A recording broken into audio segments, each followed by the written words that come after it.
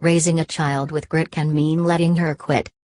The rule at the grit expert Angela Duckworth's house? You can quit. But you can't quit on a hard day. Few parents who pick up Angela Duckworth's book Grit, The Power of Passion and Perseverance, will be thinking about raising a quitter.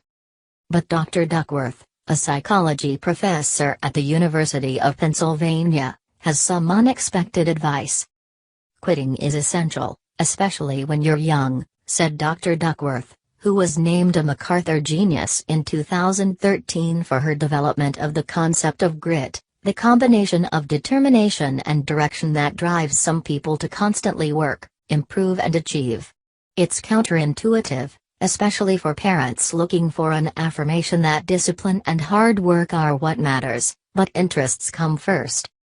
Very young kids, she says, should be allowed to explore, even if that means abandoning projects and even practices.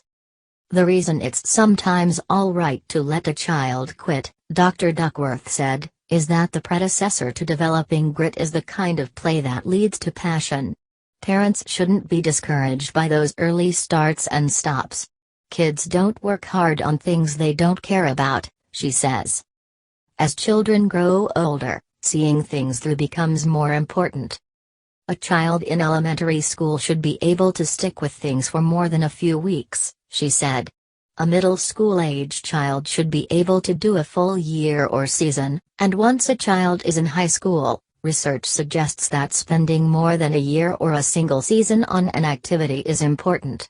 It's important to experience what it's like to come back, she said, and to see how you improve with experience and how things change as coaches or advisors change.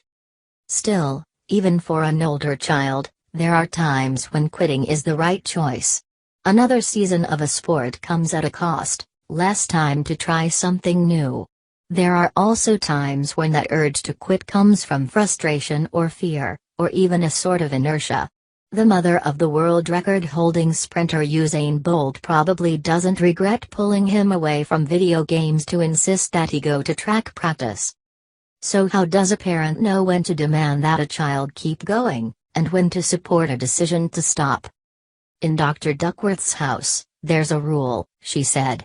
You can't quit on a hard day.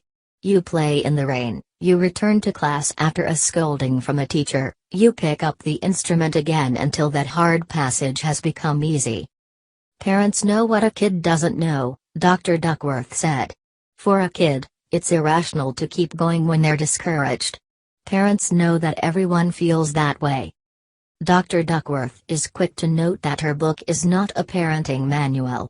It's an exploration of the sometimes surprising ways hard work, passion and perseverance matter more than talent, a reminder that what observers sometimes see as the overnight success of the incredibly gifted, particularly in the realm of athletics, is really the product of drive as well as ability, and a discussion of how all of us, not just children, can grow our grit throughout our lives. Instilling grit in your child requires a combination of being demanding and supportive, said Dr. Duckworth. You need to push your kids a little bit, but they also need to know that they're supported. Second, parents need to model grit. Talk about the challenges you face now, or have faced in the past, and how you persisted. Tell family stories about the ways your clan just doesn't quit. And never discount the importance of fun. Children should be allowed to try the things they gravitate toward, and those sometimes don't appear until a child has had time to explore and understand what makes him or her happy. Dr. Duckworth tells the story of a talented young swimmer explaining why he wanted to switch to rowing. He really wanted to be outside.